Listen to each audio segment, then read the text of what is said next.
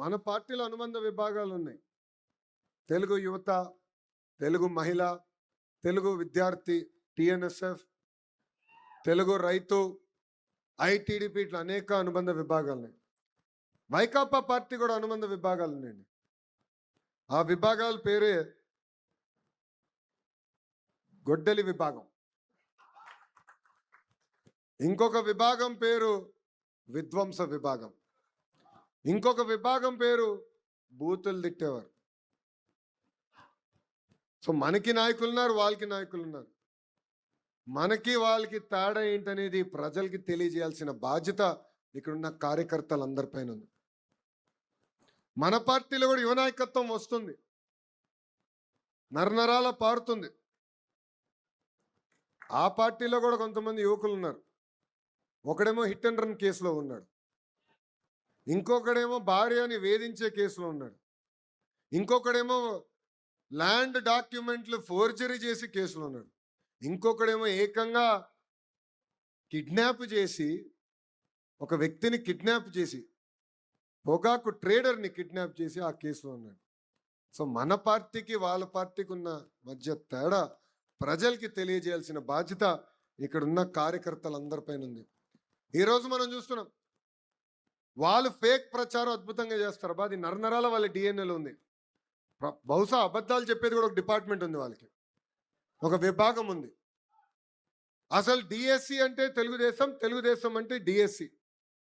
2 లక్షల మంది ఉపాధ్యాయుల్ని నియమించింది తెలుగుదేశం పార్టీ. నేను విద్యాశాఖ మార్చులైన తర్వాత 150 రోజుల్లో 250 కేసులు పడినా ఎక్కడ ఇబ్బంది లేకుండా 16,000 టీచర్ పోస్టులు మనం భర్తీ చేస్తాం జరిగింది. అందుకే అనుకుంటా ఆ సైకోకి టీచర్లు అంటే చాలా కోపం. ఇప్పుడు ఏకంగా నా పైన ఆరోపణలు చేస్తున్నాడు. అందుకే ఆ వ్యక్తికి చెప్పాలనుకుంటున్నా, జగన్కి, అయ్యా 10th క్లాస్ తప్పిన బ్యాచ్ మేము కాదు, అయ్యా స్టాన్ఫర్డ్కి వెళ్ళిన బ్యాచ్ మేము. 3వ సారి నిన్ను ఛాలెంజ్ చేస్తున్నా Jagan. My dear Jagan, time date నువ్వు ఫిక్స్ చేయి, చర్చకు నేను సిద్ధం, నువ్వు సిద్ధమా అంటున్నా. 16 నెలలు జైలుకి వెళ్ళింది ఎవరో ప్రజలకు బాగా తెలుసబ్బా. దొంగ సొమ్ము పెట్టి దొంగ పేపర్, దొంగ ఛానల్ నడిపించింది ఎవడో కూడా ప్రజలకి బాగా తెలుసు. డిఎస్సి గురించి చర్చిద్దాం, మీరు ముఖ్యమంత్రిగా ఉన్నప్పుడు గ్రూప్ 1 కుంభకోణం గురించి చర్చిద్దాం, వాటర్ బాటిల్ కుంభకోణం గురించి కూడా చర్చిద్దాం. నేను రెడీ అని చెప్తున్నా. మొన్న ఛాలెంజ్ చేస్తే ఆయన పక్కన ఒక చెంచా బయటకు వచ్చాడు. అరే నేను ఛాలెంజ్ చేసింది మీ నాయకుడిని, దమ్ము ధైర్యం మీ నాయకుడికి లేదు, మధ్యలో నువ్వేడా వచ్చి నాకు ఛాలెంజ్ చేసేది? ఆయన ఛాలెంజ్ చేశాడు, నేను రెడీ అన్నా. అరే సిబిఐ ఎంక్వైరీ అంటున్నాడు. అరే సిబిఐ మీకు అంత ప్రేమగా ఉంటే ఎందుకు స్టే తెచ్చుకున్నావు అబ్బా బాబాయ్ హత్యలో? సిబిఐ నీకు అంత ప్రేమ ఉంటే నీ సొంత కేసులు ముందరికి వెళ్లకుండా కోర్టుకి వాయిదాలు ఎందుకు వేస్తున్నారా బాయ్? అవన్నీ మాకు కంపడట్లేదా, మర్చిపోతామా అనుకుంటున్నారా? నేను మళ్ళీ ఛాలెంజ్ చేస్తున్నా, ఐఎమ్ రెడీ. మీరు రెడీనా అని అడుగుతున్నా. ప్రజల్లో కూడా మీరు చెప్పండి, టీచర్లు కూడా చెప్పండి. ఎందుకంటే పిల్ల వేశారు. ఆ పిల్ల ఏం రాశారంటే, ఈ 16,000 మంది టీచర్లు ఎవరైతే వచ్చారో వాళ్ళు మొత్తం తీసేయాలంట. 16,000 మంది టీచర్లు తీసేయాలంట. దాంట్లో ఎక్కువ నష్టపోయేది మన కర్నూలు జిల్లా. ఇది ప్రజలకి తెలియజేయాల్సిన బాధ్యత ఇక్కడున్న కార్యకర్తలందరిపైన ఉంది. ఆ పార్టీకి ఒక జబ్బు కూడా ఉందండి. ఆ జబ్బు పేరు తెలుసా మీ అందరికీ? సిసిడి. ఏంటిది? క్రెడిట్ చోరీ డిసార్డర్. క్రెడిట్ చోరీ జబ్బు. గూగుల్ మనం తీసుకొస్తే ఆయన అంటాడు, నేను ఆల్రెడీ మాట్లాడాను, డావోస్లో కలిసిన గూగుల్ నేనే తీసుకొచ్చినాడు. మళ్ళీ 5 సంవత్సరాలు ఎందుకు తీసుకురాలి రబి? దాని తర్వాత ఆసిలర్ మిత్తల్ అని ఒక పెద్ద స్టీల్ ప్లాంట్ తీసుకొచ్చాం. పాప ఆ కంపెనీకి తెలిసిన వ్యక్తి ఆదిత్య మిత్తల్, ప్రమోటర్ నాకు బాగా తెలుసు, ఒక జూమ్ కాల్లో క్లోజ్ చేశారు. అయిపోయింది, వచ్చారు. అది బయటకు వచ్చింది న్యూస్. ఈ మహానుభావుడు ప్రెస్ మీట్ పెట్టి అది రాదు, పక్క రాష్ట్రానికి వెళ్ళిపోయింది, వీళ్ళు ఒకే దుష్ప్రచారం చేస్తున్నారు, అది రానే రాదురాబాయ్ అంటాడు. తీసుకొచ్చావు, శంకుస్థాపన అయిన నేను తీసుకొచ్చానంటాడు. ఇట్లనే కానిస్తే, ఇట్లనే మనం ఊరుకుంటే ఆగస్ట్ 15th వచ్చినప్పుడు చెప్తాడు. ఏం చెప్తాడంటే, మా తాత పోరాడాడు రాబాయ్ ఈ స్వాతంత్రానికి, గాంధీ తాత కన్నా మా తాత గొప్పవాడు, మా తాత వల్లే స్వాతంత్రం వచ్చిందని చెప్తాడు. ఇది క్రెడిట్ చోరీ డిసార్డర్ అంటే. ఇప్పుడు భోగాపురం పైన కూడా బయలుదేరాడు.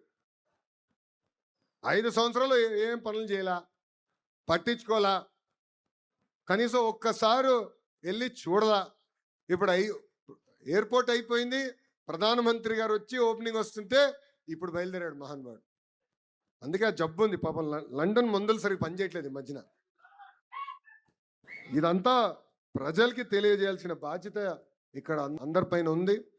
ఎందుకంటే పని చేస్తాం ఎంత ముఖ్యమో మన చేసిన పనులు ప్రజలు తెలియజేయాలి.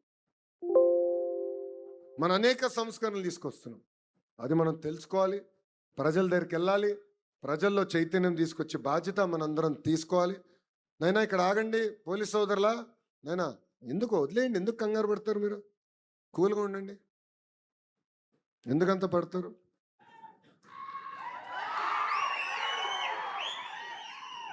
మీరు లేనప్పుడు మా వాళ్ళు ఉన్నారబ్బా నాతో, కంగారు పడద్దు. ఇక్కడ ఎవడు ఏం చేయడలే. గొడ్డలి, గొలకరాయి, కోడి కత్తి మా పార్టీ కాదురా భయ్.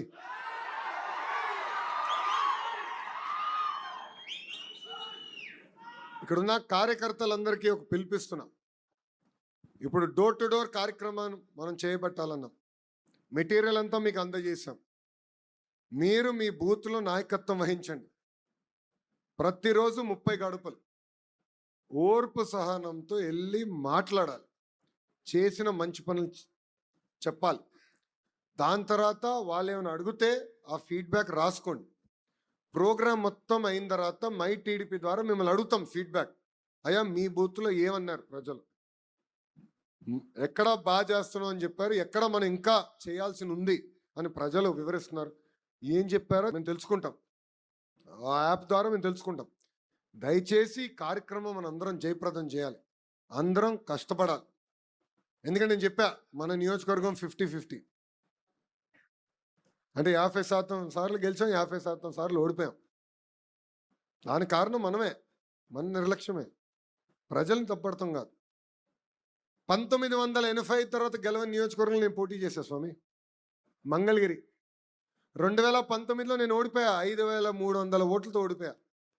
5 సంవత్సరాలు నేను వదిలిపెట్టలేదే, నేను వేరే కాన్స్టిట్యున్సీకి వెళ్ళలేదే. అయ్యా కంచుకోట ఎక్కడుంది, విశాఖపట్నంకి వెళ్దామా, కుప్పంకి వెళ్దామా, లేదంటే పక్కనున్న పెనమలూరుకి వెళ్దామని నేను చూడలా. ఎక్కడ ఓడిపోయాను అక్కడనే ప్రజల మనసు గెలుచుకుని గెలవాల లక్ష్యంతో పనిచేశా. ఆంధ్ర రాష్ట్ర చరిత్రలో టాప్ 3 స్థానంలో 91,000 మెజార్టీతో మంగళగిరి నేను కైవసం చేసుకున్నాను. అదే కార్యకర్తలు, అదే నాయకత్వం, కొత్త నాయకులు రాలా, కొత్త కార్యకర్తలు ఆ సమయం లేరు. ఉన్న నాయకత్వం, ఉన్న కార్యకర్తలే ప్రజల దగ్గరికి వెళ్ళారు. కరెక్ట్గా లోకేష్ 23 రోజుల ముందర వచ్చాడు. లోకేష్ ఏంటో మీకు అర్థం వల్ల, మీ సమస్యలు మావాడికి అర్థం వల్ల ఓడిపోయాం. 5 సంవత్సరాలు కష్టపడ్డాం, అనేక సంక్షేమ కార్యక్రమాలు చేశాం. గుర్తుపెట్టుకోండి, ప్రతిపక్షంలో ఇంత కష్టపడ్డా అంటే అధికారంలోకి వచ్చిన తర్వాత ఎంత కష్టపడతాం, ఎంత మంచి పనులు చేయగలుగుతామని ప్రజలందరికీ వివరించారు. నేను డోర్ టు డోర్ తిరిగా, దానివల్లనే అంత మెజార్టీతో నేను గెలిచా. ఇక్కడ కూడా మనందరం కష్టపడాలి. మళ్ళీ మళ్ళీ చెప్తున్నా, పార్టీలో నాయకులం మేము శాశ్వతం కాదు. తెలుగుదేశం పార్టీ అనేది శాశ్వతం, పార్టీ వ్యవస్థ అనేది శాశ్వతం. ఆ పార్టీ బలోపేతం కోసం మనందరం కష్టపడాలి, అందరం కృషి చేయాలి. అంతేగాని ఎవరు ఉంటాడు ఆయన చెప్తే పదవులు వస్తాయి అనుకుంటే మటుకు చాలా ఇబ్బంది పడతాం మనం. పనిని నమ్ముకోండి, డోర్ టు డోర్ కష్టపడండి, మిమ్మల్ని ఎత్తుక్కుంటా వచ్చే బాధ్యత నేను తీసుకుంటానని కార్యకర్తలందరికీ మళ్ళీ తెలియజేసుకుంటూ, ప్రభుత్వ కొనసాగింపు గురించి ఇప్పుడే భరత్ గారు కూడా మాట్లాడారు. ఇది చాలా చాలా అవసరం. మనకి ఓటమి కొత్త కాదు, గెలుపు కొత్త కాదు. ఓడిపోయినప్పుడు అందరు బాధపడతాం. గెలిచిన తర్వాత అలసట అనండి, అలకనండి, ఏముందిలే గెలిచిపోతాం అన్న అహంకారం అనండి, ఇవి వచ్చేస్తాయి. దానివల్ల మనం నష్టపోతాం కాదు, కార్యకర్తలు మనం నష్టపోతున్నాం. కేసులు పెట్టించుకుంటాం, కొన్ని సందర్భాల్లో మనం కొడతారు, కొన్ని సందర్భాల్లో మన ప్రాణాలు తీయేస్తారు. సో ఒక పక్కన మనం నష్టపోతున్నాం, ఇంకో పక్కన ఆంధ్ర రాష్ట్రం నష్టపోతుంది. ఈరోజు ఒక గుజరాత్ రాష్ట్రంలో అదే ప్రభుత్వం కంటిన్యూస్గా వచ్చేగల ఏ స్థాయిలో ఉందో చూడండి ఒక్కసారి. ఒరిస్సాలో మొన్నటి వరకు ఒకే ప్రభుత్వం కంటిన్యూస్గా వచ్చేగల ఒరిస్సా కూడా మనకన్నా అద్భుతంగా అభివృద్ధి చెందింది. సో మన రాష్ట్రంలో కూడా ప్రభుత్వ కొనసాగింపు అనేది చాలా చాలా అవసరం. 1,05,00,000 మంది కుటుంబం మంది, పెద్ద కుటుంబం. అది కాస్త ఇప్పుడు కొంచెం ఇంకా పెద్దగా అయింది. జనసేన పార్టీ ఉంది, భారతీయ జనతా పార్టీ కూడా ఉంది. 3 పార్టీ కలయిక మొన్న ఎన్నికల్లో ఎవ్వరు ఊహించిన విధంగా 175 స్థానాల్లో 164 స్థానాలు మనం కైవసం చేసుకుంటాం జరిగింది. ఈ ఐక్యత ఉండాలి. సమస్యలు ఉండొచ్చు, 4 గోడల మధ్యన మాట్లాడుకుందాం, ఆ సమస్యలు పరిష్కరించుకుందాం, కానీ వదలబెట్టేది లేదు. No cross fire, no miss fire, no విడాకులు. క్లారిటీగా మీ అందరూ తెలియజేస్తున్నా.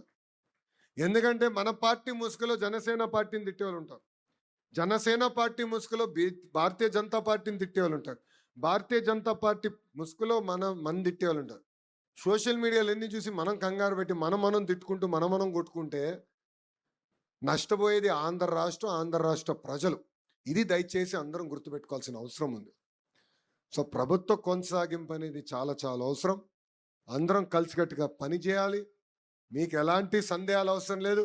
1 కాదు, 2 కాదు, కనీసం 3 టర్మ్లు కలిసికట్టుగా పనిచేస్తేనే దారి తప్పిన రాష్ట్రాన్ని సరైన దారిలో పెట్టుకెళ్తాం. కోరిన అన్ని కోరికల పద్ధతి ప్రకారం కేంద్రంలో మన ప్రధానమంత్రి నరేంద్ర మోడీ గారు, రాష్ట్రంలో మన ముఖ్యమంత్రి చంద్రబాబు నాయుడు గారు కలిసికట్టుగా తీర్చుతున్నారు. ఆ రోజు పాదయాత్రకు వచ్చినప్పుడు కర్నూలు అనేక మంది లాయర్లు, అడ్వకేట్లు అని వచ్చి కలిశారు.